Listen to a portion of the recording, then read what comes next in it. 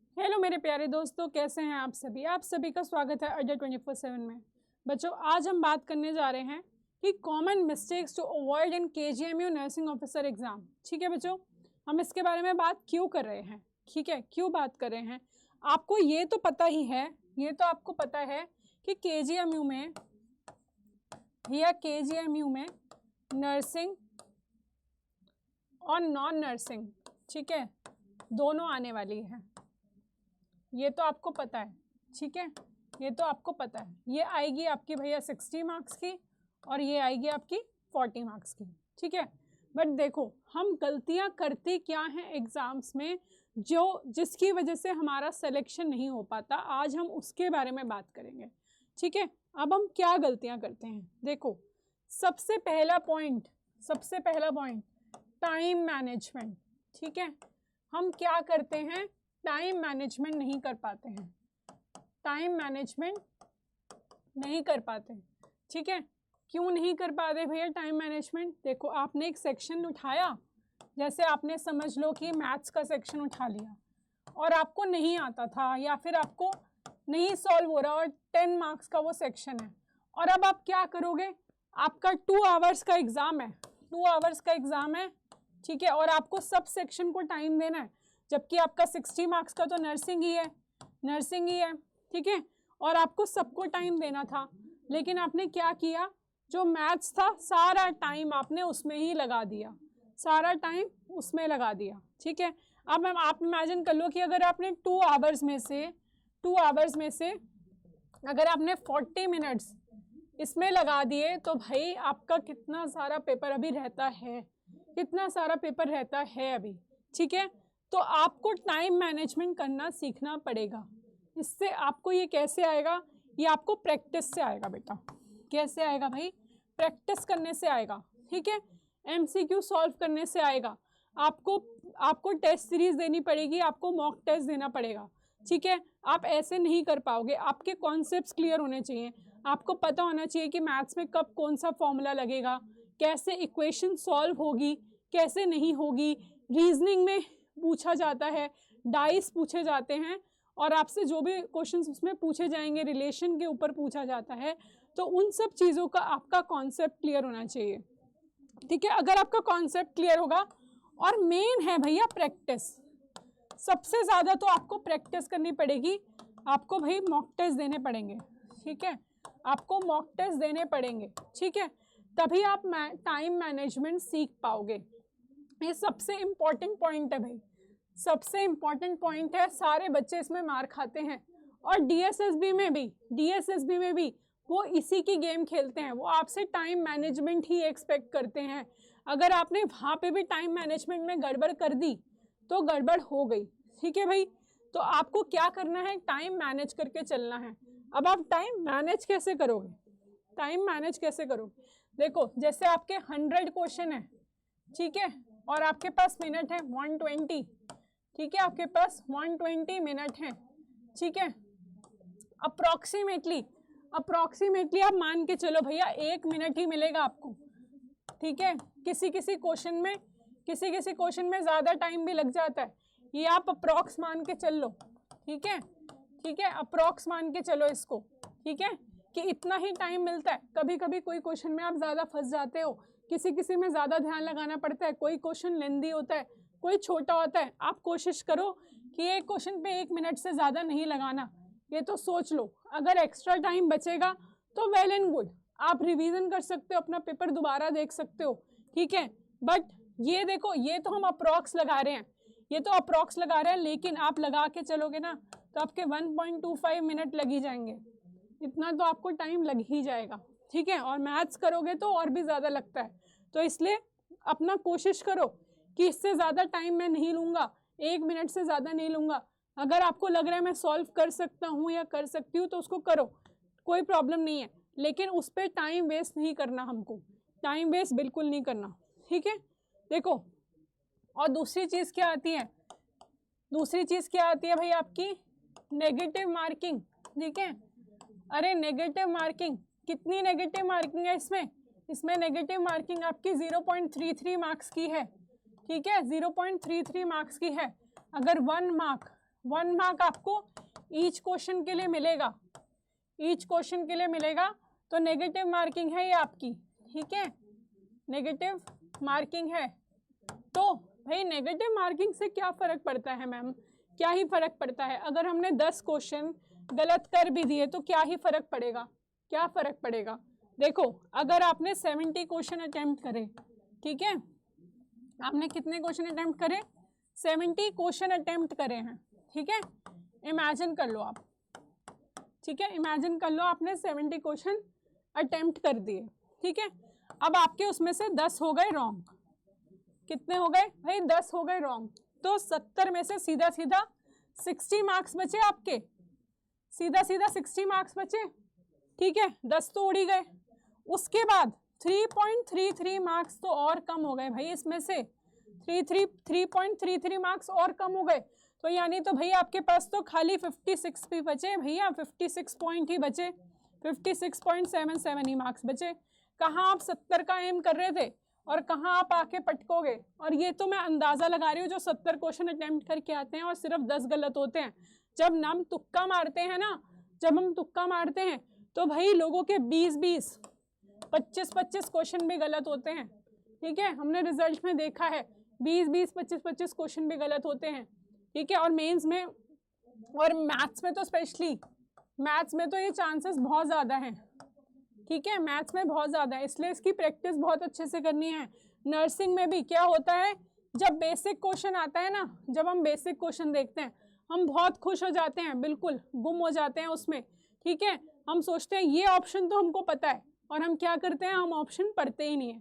और वो क्या करता है, एग्जामिनर क्या करता है भैया, पहला ऑप्शन जो है वो आपको सिमिलर देगा लेकिन सही नहीं देगा, सही नहीं देगा, सिमिलर देगा, ठीक है, बिल्कुल सिमिलर दे देगा।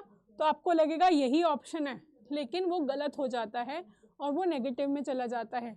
इसलिए जब भी क्वेश्चन पढ़ोगे, ठीक है, थर्ड आपका पॉइंट यही होगा, ठीक है, रीड क्वेश्चन एंड ऑप्शंस, दोनों को केयरफुली पढ़ना है, दोनों को ही केयरफुली पढ़ना है। ये नहीं कि सिर्फ क्वेश्चन केयरफुली पढ़ रहे हो, ऑप्शन को भी केयरफुली पढ़ना है। अभी आज ही हमने एक क्वेश्चन किया 4 Ds ऑफ RBSK, ठीक है, उसमें एक ऑप्शन था डिफेक्ट आफ्टर बर्थ, लिख दिया मैंने यहाँ पे, ठीक है, और नीचे लिख दिया कि डिफेक्ट एट बर्थ। आप क्या करोगे जल्दी जल्दी में, कि जल्दी जल्दी करते हैं भाई, जल्दी जल्दी में क्या करोगे, पहला टिक करके आ जाओगे और ये हो जाएगा आपका नेगेटिव, ये हो जाएगा आपका नेगेटिव। ऐसा होता है एग्जाम में। ये तो बहुत सिंपल ऑप्शन दे रही हूँ तुम्हें, बहुत सिंपल एग्जाम्पल है, लेकिन ऐसे बहुत सारे क्वेश्चन आपको दिखेंगे एग्जाम में, ठीक है, आपको ऐसे बहुत सारे क्वेश्चन दिखेंगे।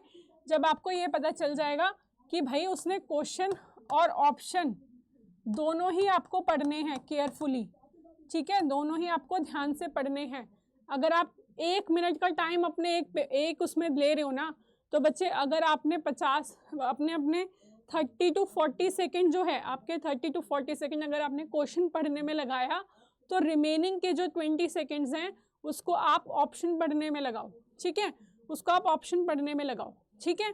तो आपके नेगेटिव बहुत कम हो जाएंगे, बहुत कम हो जाएंगे। और अगर आपको नहीं आता, ठीक है, अगर आपको नहीं आता, आपको ऑप्शन ही नहीं आता, आपको नहीं पता कि ये क्या सही है क्या गलत है भाई, तो उसको छोड़ दो, तुक्का मारने की ज़रूरत नहीं है, बिल्कुल भी तुक्का मारने की ज़रूरत नहीं है। तुक्का 99% गलत ही होता है, ठीक है, 99% तुक्का गलत होता है। 1% के लिए हम अपना नेगेटिव नहीं करवा सकते, बिल्कुल भी नेगेटिव नहीं करवा सकते, ठीक है, ठीक है। देखो भाई ये 3 कॉमन जो मिस्टेक है बहुत बार रिपीट होती हैं, ठीक है। देखो टाइम मैनेजमेंट करोगे सबसे पहले, टाइम मैनेजमेंट कैसे करोगे, मॉक टेस्ट दोगे, टेस्ट सीरीज लोगे, ठीक है, टेस्ट सीरीज दोगे, मॉक टेस्ट दोगे। अगर आप नहीं ले सकते, ठीक है, तो आप घर पे अपना पेपर सेट करो कि कैसे करना है, ठीक है, घर पे सेट करो और प्रीवियस ईयर पेपर मिलता है तो उसको सॉल्व करो, करके देखो कैसे होगा, ठीक है। नेगेटिव का करना है भाई, नेगेटिव अवॉइड करना है, नेगेटिव बहुत अवॉइड करना है भाई, ठीक है, नेगेटिव मार्किंग बहुत अवॉइड करनी है। क्योंकि देखो ये आपको कहाँ थी, तुम 70 पे थे और कहाँ पे ले आया, 56 पे ले आया, ये तो एक एग्जाम्पल है। सोचो अगर 20 गलत हो जाते तो, 20 गलत हो जाते तो फिर तो आप कहाँ ही पहुँचते, फिर तो आप 40s में चले जाते, ठीक है, 40s में चले जाते आप। और भाई देखो नॉर्मल कट ऑफ भी देखी जाए तो 50% तो हर जगह होती ही है, 50% जनरल वालों की मानी ही जाती है। और जनरली आजकल इतना कंपटीशन है कि 50% जनरली होती ही है, ठीक है। जबकि जो सिलेक्शन होता है ना, जो आपका सिलेक्शन होगा, ठीक है, जो आपका सिलेक्शन होगा वो भैया 60 to 70% में ही हो रहा है आजकल, ठीक है। 60 to 70% ही है आपका सेफ स्कोर। जो आपका सेफ स्कोर रहेगा वो यही रहेगा, ठीक है। इससे कम में आप रिस्क नहीं ले सकते। देखो सिर्फ एक कट ऑफ लिस्ट को पार करना हमारा एम नहीं है। हमारा एम क्या है, हमको सिलेक्शन लेना है और उस हॉस्पिटल में जाके काम करना है, हमारा ये एम है, ठीक है, यही एम है ना हमारा। तो ये चीज़ आपको ध्यान रखनी है, ठीक है, ये चीज़ आपको ध्यान रखनी है। चाहे आप किसी भी कैटेगरी से हो, ये मत सोचना कि हम इस कैटेगरी से हैं तो हमारा तो आराम से हो जाएगा। आजकल हर सीट के लिए कंपटीशन है, तो आपको सेफ स्कोर खेलना है, बिल्कुल सेफ स्कोर खेलना है। नेगेटिव मार्किंग नहीं करनी है, बिल्कुल नहीं करनी है। टाइम मैनेजमेंट करना है, ठीक है। क्वेश्चंस को और ऑप्शंस को दोनों को ध्यान से पढ़ना है, दोनों को ध्यान से पढ़ोगे, ठीक है, दोनों को ध्यान से पढ़ोगे। क्लियर है बच्चे?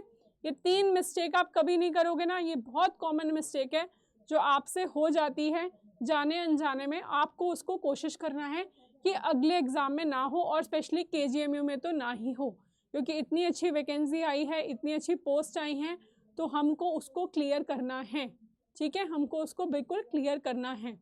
तो ठीक है बच्चे, अब देखो, अब ये तो रही भैया मिस्टेक क्या रहती है, ठीक है। अब मॉक टेस्ट लेना है या आपको तैयारी करनी है। अगर हो सकता है आपके कॉन्सेप्ट ही क्लियर नहीं है, आपने थ्योरी नहीं पढ़ी हुई, आपने मैथ्स रीजनिंग नहीं पढ़ी हुई, आपने इंग्लिश नहीं पढ़ी हुई, ठीक है, तो अब आप तैयारी कैसे करेंगे? देखो अगर आप खुद से तैयारी कर रहे हैं तो बहुत बढ़िया, ठीक है, बहुत बढ़िया। नहीं तो अड्डा 24/7 आपके लिए भाई सक्षम 2.0 लेकर आया है। जो ऑलरेडी हमारे पास बच्चे बोल रहे थे कि मैम आप बिहार स्टाफ नर्स का तो ले आए बैच 2.0, KGMU का भी लेकर आओ, हमको न्यू बैच में पढ़ना है।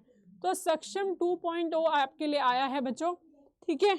देखो आप इसको कैसे परचेज करोगे, देखो आप इसको कैसे परचेज करोगे। आप अड्डा 24/7 की साइट पे जाना बच्चों, अड्डा 24/7 की साइट पे जाना, ठीक है। उसके बाद आप जाना नर्सिंग सेक्शन में।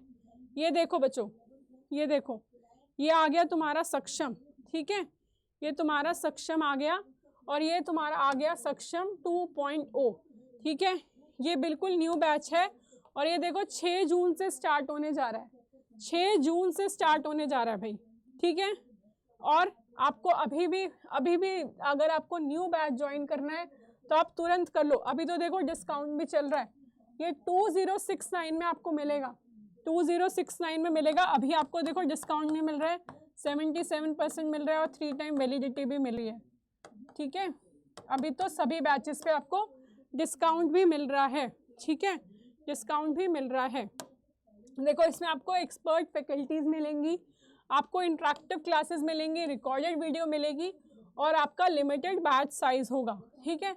और ये नंबर पे अगर आपको कोई भी बैच परचेज करने में कोई भी दिक्कत आती है, कोई भी परेशानी आती है, तो आप इस नंबर पे कॉल कर सकते हो, 9958776247। आप इस नंबर पे कॉल कर सकते हो, ठीक है। क्या नंबर है भाई? 9958776247।